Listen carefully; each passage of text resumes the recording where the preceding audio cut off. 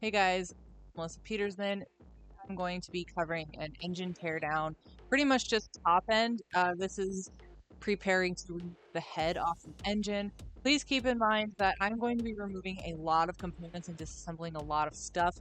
I am trying to prepare for this head will be sent to a machine shop, and this block will also be sent to a machine shop, and or I am possibly going to be getting a head and block their components from another company, but just in case that doesn't fall through, either way, I have to tear this entire engine.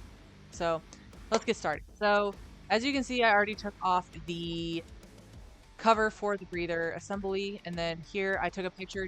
I take lots of pictures, by the way, just for reference. I find that very helpful.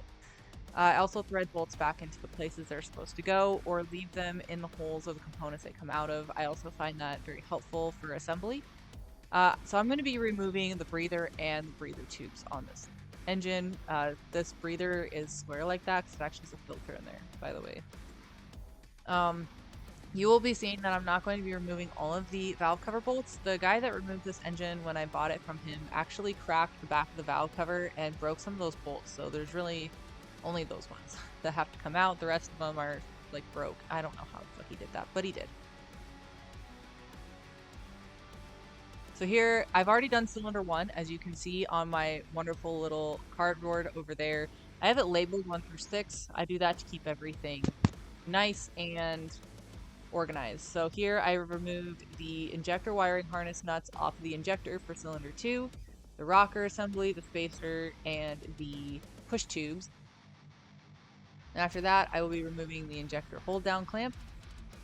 And then you'll be going over to the other side of the engine after you get that injector hold down clamp bolt out of the injector to remove the fuel delivery tube. So I've already have the fuel line removed off this side. So, or actually I just did that. I just showed you that. I just loosened it and moved it out of the way. And then I removed the fuel line like hold down clamp, and now I'm removing the crossover tube or fuel delivery tube, whatever you want to call it. It's retainer nut.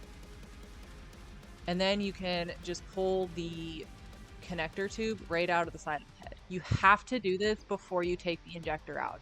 It's very important. Do not pry on the injector until you have that component out. And once you have it out, obviously, as you can see, the injector comes out pretty easy. So here I am just repeating the steps. All I do is I repeat all the steps that I did on the cylinder you just watched, and I do that all the way down the engine. I keep everything organized and in its place. It's very important to make sure everything goes back in its same place, especially if you don't plan on replacing any of these components, especially like the injectors and stuff. Please make sure they go back in the cylinder at which they came out of. Some engines are not as particular, and the injectors are not specifically coded to a specific cylinder, but on a lot of diesel engines, they are. So you have to make sure they go back into the exact same place. Now here, as you can see, I've removed the entire common rail. I just found it easier to loosen all of the fuel lines and take off all the fuel clamps and just remove the common rail completely. And then here you can kind of see a different angle of disassembling all of the top end stuff out of this engine. Now this procedure is very similar if you have one of those engines that has a single rocker shaft. You would just be removing that whole rocker shaft and setting it down, and having cylinder 1 and cylinder 6 appropriated, and then putting all of the components underneath that rocker assembly. These are all individual though, so that's why all these rockers are coming out individually, because they are individual rockers. Some engines have that, some engines have an entire rocker shaft. Just depends. By the way, if you do have an engine that has an entire rocker shaft, there's a torque procedure for that, and sometimes those bolts are torque to yield for installing and have to be replaced, by the way. So make sure you're looking at your manual before you assemble these things. I do have to move that engine lift bracket to get the number 5 connector tube out, by the way. That's what I just did there. I love that Cummins put that on their engines. I absolutely love that. That's super handy to have that bracket there. I just wish they would have moved it back just a little bit. I do end up removing the entire fuel filter housing too, by the way, and all the lines with that. I don't think I show that part. You do not have to remove the wiring harness on this, by the way. It is integrated into that spacer housing in between the valve cover and the head. So all you have to do is disconnect them from the injectors themselves. And that's all you have to do. Usually at this point you have the engine wiring harness disconnected from the valve cover as well. So that wiring harness just stays with that entire spacer housing. So once you have all that out, then you can go ahead and remove that entire housing.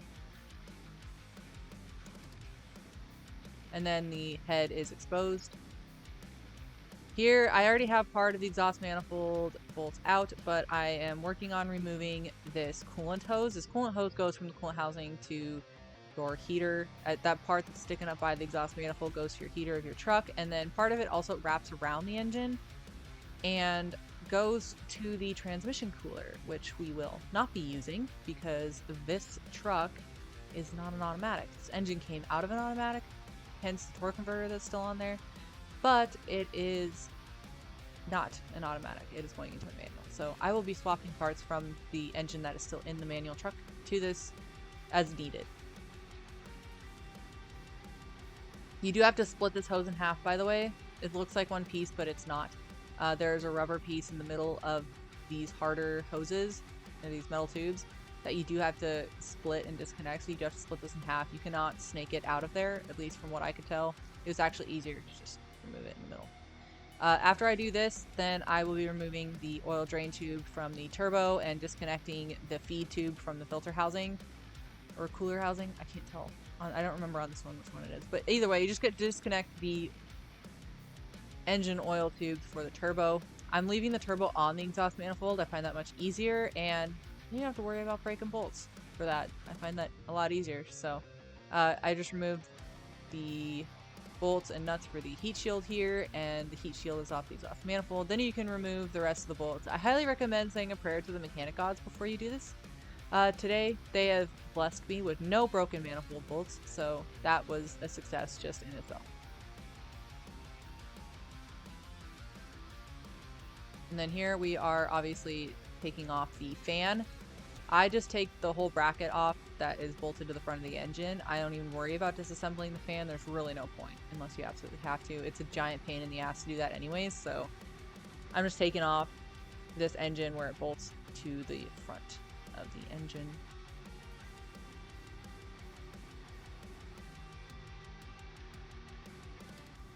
And then you will see me threading my bolts back into the... I really enjoy doing that.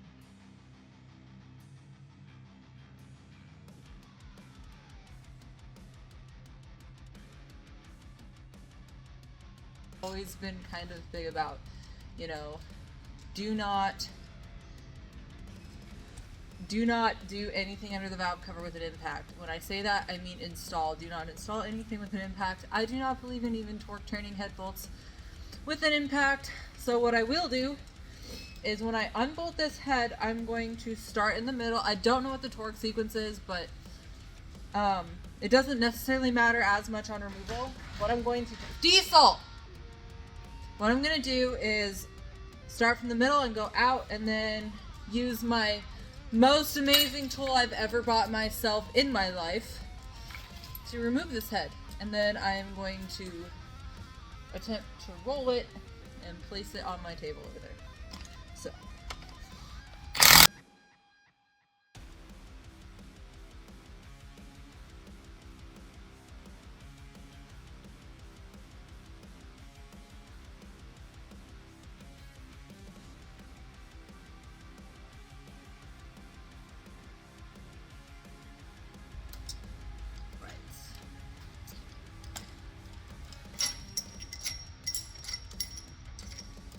I will be getting new ones of these. I don't believe in reusing head bolts. I understand that some bolts have like a torque to yield. Obviously most head bolts are torque to yield, and most have a stretch length that you can measure. I don't believe in doing that. I don't like taking that chance, so I just replace head bolts. I do not measure them to see if they need replaced. I just replace them. And this is my own personal engine, my own personal money. So that is not me doing as I say, not as I do. That is do what I say as I'm doing.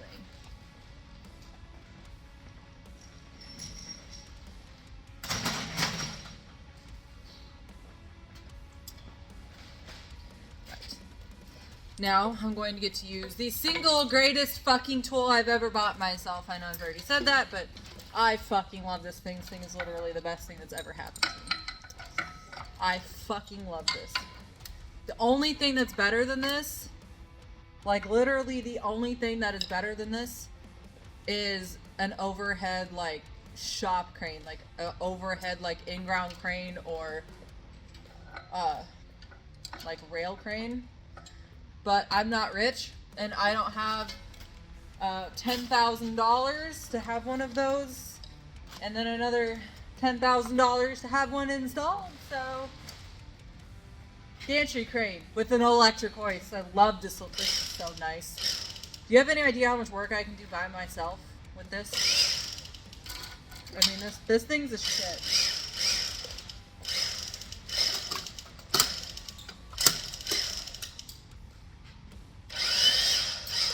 Uneven. So we are going to. I like to make sure, I know on the removal it's not as important, but I still like to try to make sure that it is as even as possible.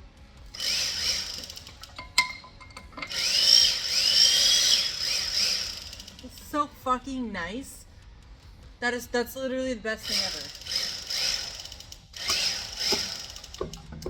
And there we go.